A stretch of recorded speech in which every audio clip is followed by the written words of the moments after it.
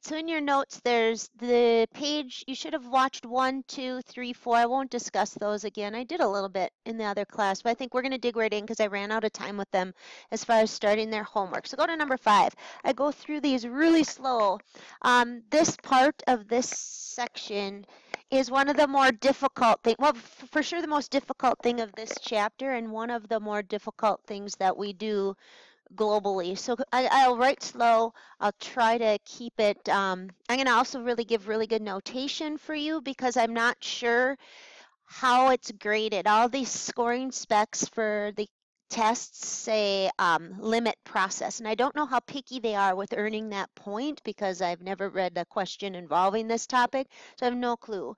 So we're going to err on the safe side, and we're going to be really picky with the details. I'll also, hopefully today, I didn't get to it last hour, but also discuss how we're going to abort that completely for multiple choice and do it.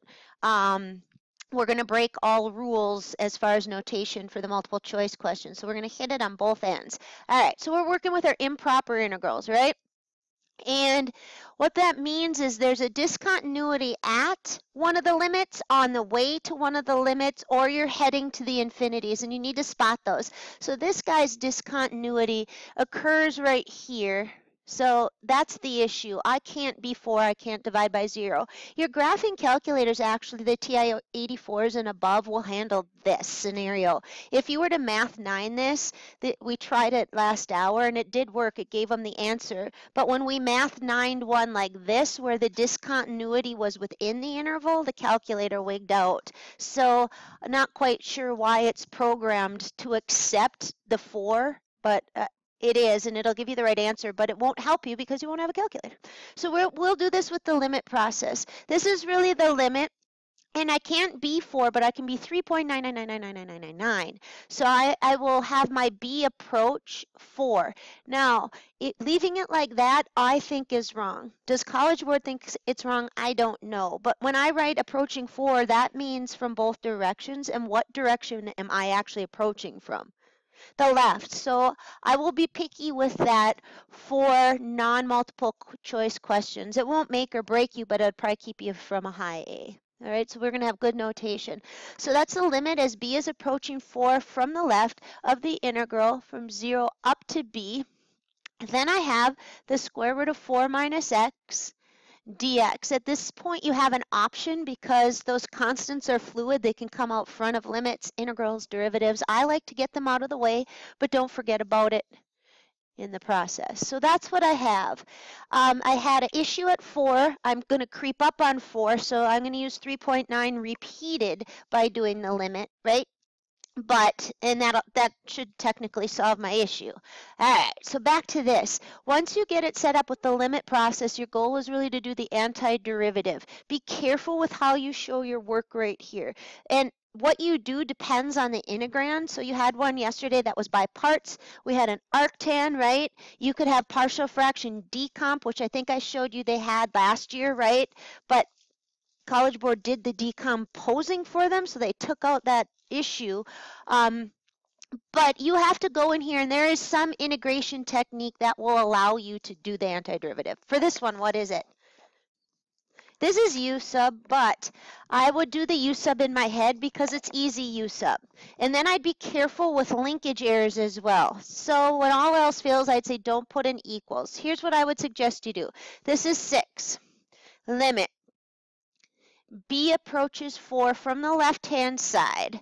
If you are going to consider this U, correct, you don't really need to write U equals. Usually the point is usually just for the correct antiderivative because it's very acceptable that most kids at your level would do that U sub in your head, right?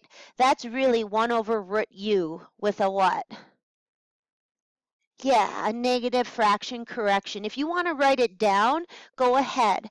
Be very careful with notation. So I'm not going to put an equals on here, and I am going to go over to the other side for scratch work just to cover my bases.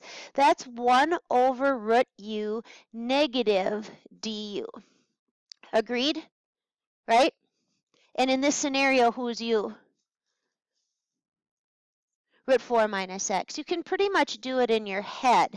So when I do that, I end up with this down here is really the 4 minus x, or the square root. That's u to the negative 1/2. I'm just doing my chicken scratch in blue out of my red workflow here. What is the antiderivative of u to the negative 1/2? It's u to the 1/2 with a what? 2 out front. Agreed? But what kind of a 2? Negative 2. And I had the negative out front. Are we all right with this? This is pretty straightforward. This is 2 root u, and who was u? 4 minus x. Notice off in the blue, I didn't put any limits. I didn't link it with equal signs over here. Here's why. This is actually incorrect if I put these limits on here. Can somebody tell me, if you didn't see what I just did, why is it wrong to go from 0 to b on there? Yeah, those are limits for x, and I went to u. So if I want to be notationally correct, or if I'm going to put it in my workflow, I would have had u equals 4 minus x. I would have had to have 4 minus 0 and 4 minus b. I'd have to change the limits. It just gets really messy. So my choice on this one is to keep it out of my workflow and or not link it with equal so I don't have linkage errors. What's wrong? Am I good? If I see a question in eyes. What is it?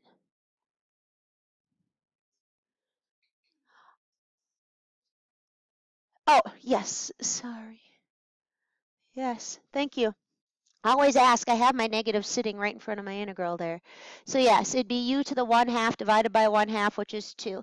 So good to ask. All right, so my next thing will be, that is what's going in here. I already did the antiderivative. So I could legally now link this is equal, this is equal. I would have a negative 2 root 4 minus x, and I'm back to x integral. So this is a legal linkage right here. But then keep all this out of the way if you're going to do it in your head and not change limits and all that stuff, just to salvage points. Also, again, I would bring this guy out front as we usually do. So a nice straightforward one here. I've got b approaching 4 from the left. I've got the square root of 4 minus x going from 0 to b. And like we always do, we put the b in first because it's on the top. We put it in for the variable of change, which is x. So this one isn't nasty. This isn't the one you got the picture taken off, by the way. The person, Cole, this isn't the one that the picture came of. This is straightforward, wouldn't you agree? So this is the square root of 4 minus b, because the top limit goes in first. Don't forget we subtract, and this would be the square root of 4 minus 0. And I'm writing every step, and I'm doing it neatly, because that'll be your saving grace, to be honest. This is not a process to rush through, skip steps, be sloppy on. So back up to here. As I approach 4 from the left, what does the square root of 4 minus b approach? It's obvious, right? What? 0. And this is going to be the square root of 4, which is 2. So all of this is going to be 0 minus 2, or negative 2. My answer would be negative 12 times negative 2 for 24. Kind of interesting that you get such a huge number, but you're heading towards an asymptote on one side. So what it's saying is the area under that will settle, right? There's going to be a lot of it, but it's going to settle at 24. If you math 9 this on the TI-84, I believe it tells you it's 23.9 something something. If you do it on the Inspire ones, it says that it's exactly, I think this one will give you the actual 24. It doesn't struggle. The TI-84, it kind of spins its wheels with that worm on the side, and then it says, 23.9. It kind of gets there. However, you shouldn't use a calculator, and you normally wouldn't have one. So one of them down, to some more to go. This one is a little bit trickier, but not too bad. This one, my calculator actually would wig out on, because what are you graphically asking a calculator to do if you math 9 that? On the other one, I kind of get why it's computer programming would allow it to get you to 24, because you're having it approach an asymptote, and so it's trying to accumulate stuff. Do you see what it's doing? But when the discontinuity is interior, what are you asking your calculator to do?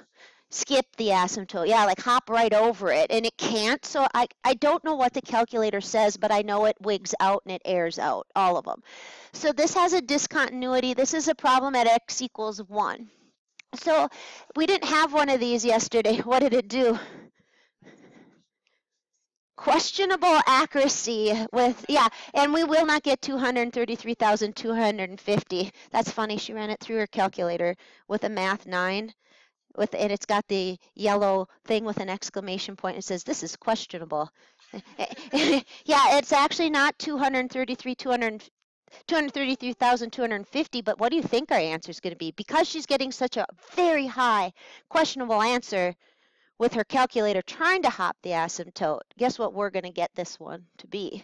Divergent. Yeah, infinity. So questionable answer is questionable, but so mathematically, we have to split this guy. So we can't hop the asymptote, but we can approach it just like we did on the last one, but it will require 2 intervals, and how you set the integrals, how you set them up is a little tricky. I will take a limit, and I'm going to make sure we use good notation. I'll use B because I like B. Some books use T though, so if you're a Googler and you find somebody who's done some of these, they might choose T. I just don't like them because they look like plus signs. So they bother me. I don't like using T's in my math. But that's a pretty common one. We'll look at what College Board uses tomorrow. Anyway, my first approach, what? Oh, it's not, and that's super important. So my first one, it's going to approach 1, but be careful. From which direction for my first approach? From the left, and I think that's important, so we'll put that on here. I'm going to take the limit as we approach 1 from the left. I will go from, what are my limits? 0 to 1. Yeah, I'll travel from 0 to the asymptote. Can't hop it, can't be on it, but will go ahead and head on up and approach it from the left. Of 1 over x minus 1 to the 4/3 dx. There. Then I will have to take a limit, but I should probably not use the same variable. Although it won't confuse me, it's not mathematically sound because I have B approaching 1 from the left, so I can't have it approach something else. So we need a different letter. Last hour we chose A. So, well, yeah, Carl, no. So we'll have Carl be our next one. But where's Carl gonna, not Carl, Albert. Where's he gonna approach 1 from? The right-hand side. Yeah, he's the breaker from 1 to 2. So from 1 to the right, and we'll go from Albert on up to 2 of the same function. It's nice that it's the same function because it'll allow us to quit a little early here.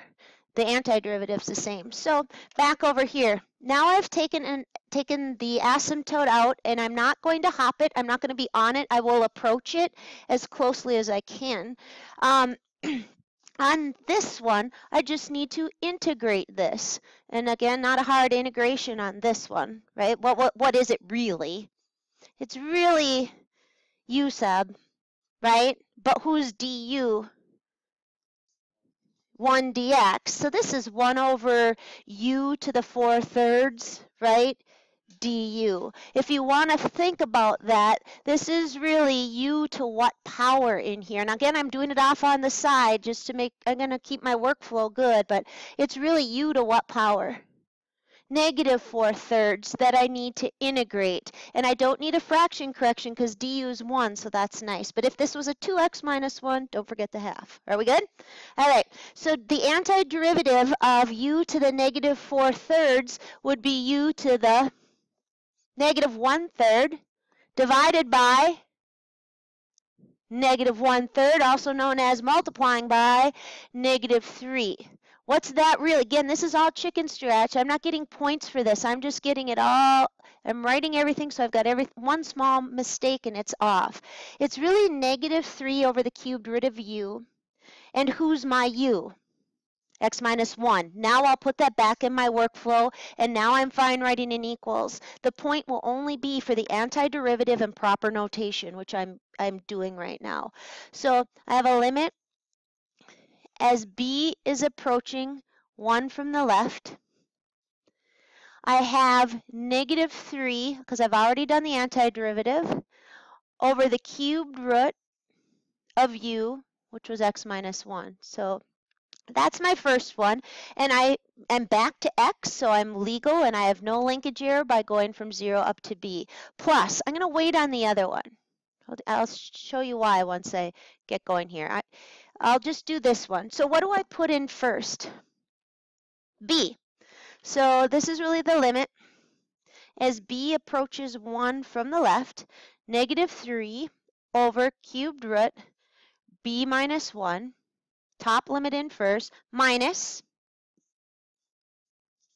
which is really going to be a plus because it's a negative 3 over cubed root 0 minus 1.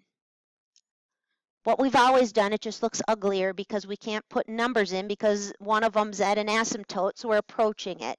But we can still think it through the way we always have. So when you go back up to here, when you do the direct plug-in of a 1, you get what you would think you would get, a 0. We know we're heading to an infinity. We know there's asymptotic behavior, but we want to be pretty specific just in case there's a point for which infinity it is, right? And I don't know that, so I'm covering all our bases. How do I decide which infinity I have when I approach 1 from the left in this scenario? What have we always done? Be a little creeper in your brain. Pick something really close to 1 from the left-hand side, like what? 0.999 maybe, and just do a sign analysis. That's all I care about. I know it's an infinite. This is infinity, correct? So which one is it if I think of 0.999? What's the cubed root of a negative? Negative, and I have a negative on the top. That part right here is going to infinity. Doesn't really matter what the other part goes to because it's a constant. What's infinity plus or minus a constant? It's still infinity, but it's good to note that it's actually a minus 3 because the cubed root of negative 1. So that very first part of it diverges, right? You can anticipate what's going to happen on the next one because it's reversed. Agreed? Right? So it's reversed, and I'm going to end up having minus a negative infinity. Can't you see they're both going to diverge? Furthermore, if one diverges, the whole thing's going to have to. I can actually quit right here and just say it diverges. Or I can say it's infinity. You could keep going with this, but you're just going to have more infinity and constants. It won't affect your answer. So that one is done. Next one, example 7. This is the one that's the beast. I chose this. It says example 10. I took these out of either our textbook or the U of M Stewart textbook. I'm not sure because I have both, and that's where I get some of your sample problems from. But in one of them, this was the last example they did. I think it's my number 7, but it was their 10. Here's why it's tricky.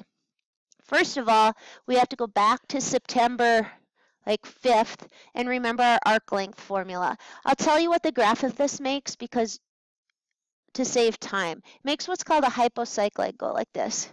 And you wouldn't know that. You would have had to use some graphing software if you wanted to see what it looks like. But this is called a hypocycloid. It hits at 1, 0, 0, 1, negative 1, 0, 0, negative 1. You can see that fits with the math right here. 1 plus 0 is 1.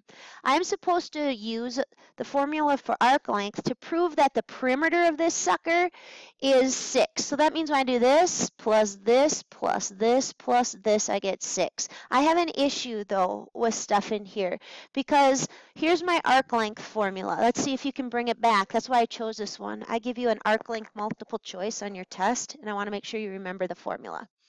Do you remember what it has in it? There's a square root. What else? There's a derivative. There's a 1.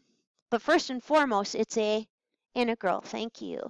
So to find an arc length, you integrate from limit to limit. We'll make this one specific in a second. Then do you remember what there is? There's a square root. Bring it back from your memory because it needs to stay in there till May. So we keep popping it back in there. But what else is under here? 1 plus. There it is. Excellent. All right. So this is the general formula for arc length. We'll make ours a little bit more specific. I have a problem on my derivative for this problem. Tell me where the issues are and why. taking a derivative on that function has problems.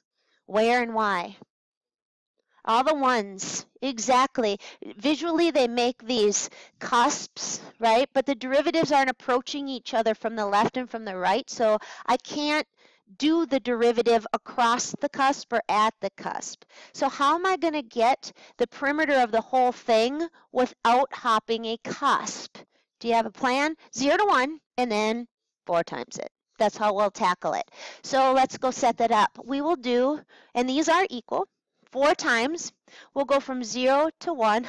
That's a funky integration symbol. I'm not going to fix it. Well, I have to. It's bothering me. All right. There we go.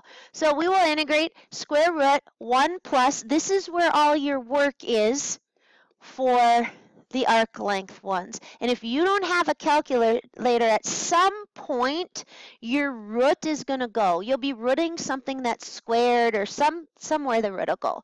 So all our work is going to be on finding the derivative. Let's go over on this side. Go ahead and write the function again, and we'll see if we can. I hope you say what last hour says because it made it easy. And I only did it because Olivia said it first, and I think she picked the quicker way. I said there's 2 ways to find dy dx or y prime when the function's like this. You have 2 options for the derivative. What are they? Implicit, which is usually better, right? And solving for y and working with the powers and the chain rule. We chose implicit last hour, and it did work itself out pretty nicely. So let's do that. Implicit says with respect to x, this would be 2/3 x to the negative 1/3. This would be 2/3 y to the negative 1/3 times what? Y prime, which is what I would like. The derivative of 1 is 0. Easiest thing would be to figure your factoring or dividing out a 2/3 so we can get rid of that. All right, so my y prime, if you don't mind, I'm going to do the algebra in one step. I'd subtract the x to the negative 1/3, watch my arithmetic, and then I divide by y to the negative 1/3. In Algebra 1, what did you usually choose to do when you had those negative exponents? What'd you say, Billy? Flip it over. Yeah, the negative exponents go to the other level. Just for we don't like negative exponents. The negative status will still be retained, but the y will go up, the x will go down. That wasn't so bad. This one, by the way, is above and beyond the call of duty. Will I test you on one like this? Will College Board? But it's great. It's got arc length, it's got implicit, and there's more to come. You ready, Sammy? So this is dy dx. What do we do in our arc length formula with dy dx? Square it. So the negative will go. Okay, so go like this. And square both sides. The negative will be gone. Y to the 2/3 over x to the 2/3. What kind of an error did I just make that I'm trying to make you cognizant of this year? Because I did such a crappy job of it last year. Linkage, right? That is not what y prime is. That was in my workflow. Now, had I not put in equals, I'm safe. But that's my y prime squared. All good? Back to formula. This is a great problem. The next one's a lot shorter. This is the apex of what we do today. So this is the cusp. I have my 0 to 1. So far, it's not an improper integral, correct? It's coming. It's not there yet. So this is going to go implicit, arc length, improper. It's got lots of good stuff. Was it y to the 2/3 over x to the 2/3, right? All right. That's a power. Now tell me what the problem is. It's nice that you guys can see the problems. What's my problem? What is it? I can't hear you because my ears are plugged. What is it? There's an issue up there that you should kind of be bugging you. Well, that, yes, but not yet. LaRude, I got 2 variables going. What that means is this problem is an x differential. Everything should be about x. This guy's my issue. Somebody figure it out. Stare at it. Whenever you encounter an issue and you haven't made a mathematical mistake, there's a way to get past it. Do you see it? What is it? There it is. Yeah, why did the 2/3 could be defined with x's? We've done that before with our u subs, where we've gone back and said, okay, I can't have u and x in here. Well, what is x? U minus 1, or so that's this stuff. So back under that root, I forgot even what I'm supposed to show the perimeter of the hypocycloid is. What am I supposed to show it is? It says, all right, can't see it yet. I'm like, am I on the right track? I have no idea yet. Feels good though. All right, and it feels like it was last hour. So this would be a 1 minus x to the 2/3. Everybody good with where I'm getting that? Over there. Okay, now I'm all in one variable, but what a mess. I've given you 2 ways to tackle that mess. One's better than the other. We could get a single fraction crisscross go across. There's a better way for that. If it makes a heart. See what I mean? You've at least got the tools, even though this is an incredibly high-level problem. Yeah, this guy right here, if it makes a heart, you can break it apart. And think of doing it and think if that would be helpful. Before you do it, you should always say, well, think of doing that. You're at a level of math where you have paths you can take because you know so much, right? Think of doing that, and would it be helpful? And you should go, oh, yeah. What happens when you break that apart? 1 over x to the 2/3 minus what? Oh, now the 1's are gone, which is nice because remember, for me to integrate under that root, at some point I need the root gone. So I better be taking the square root of something nice. I will. All right, I still have the square root, but when I break that heart apart, it'll be 1 over x to the 2/3 minus 1. So I really have this, 1 over x to the 2/3. Is that a perfect square? Because if not, I'm at a crossroads here. Do you know what the square root of 1 is? Yes. Do you know what the square root of x to the 2/3 is? It'd be x to the 2/3 to the 1/2. We know what it is, right? Sabrina, what is it? Yes, this is. Now I'm out from under the root. It makes me feel really good about my choices you guys have had me make, right? Would it have been easier not doing it with implicit? I have no idea because both classes have said that first. Give it a whirl later, Billy, and we'll decide. This is 1 over x to the 1/3. Is this integratable? Integratable? Definitely. With what easiest rule on the planet? Power rule. That's really x to the negative 1/3. That's going to be, oh, stop for a moment though. Pause. No, we're good. I almost skipped right over it. What do I now have? I now have an improper integral, right? If I moved on without it, I'd get the right answer. I would, but with poor notation. This is an issue. So what am I going to transition into? A limit. Yeah. So this is 4 times the limit as b approaches who from where? 0. From the right, integral b up to 1, x to the 1/3 dx. This problem's bananas, y'all. Wouldn't you agree? This is good, though. It's if you're following, great. If not, just nod and smile. All right. So I have 4 antiderivative, right? So I'll still be taking, I'm not dropping my limit yet. I can't until I plug that b in. So antiderivative. X to the 2/3 times what? Oh, this is feeling good. Why did I just say that? What am I going to do with the 3/2? Oh, bring it out front. And what's it going to create out front? That 6 that they told me I'm supposed to get, so I'm feeling good about it. I have 6 times the limit. As b approaches in 0 from the right, and I didn't put my limits on here, I should. B to 1. Right? Of, boom, 1 to the 2/3 is 1, minus what?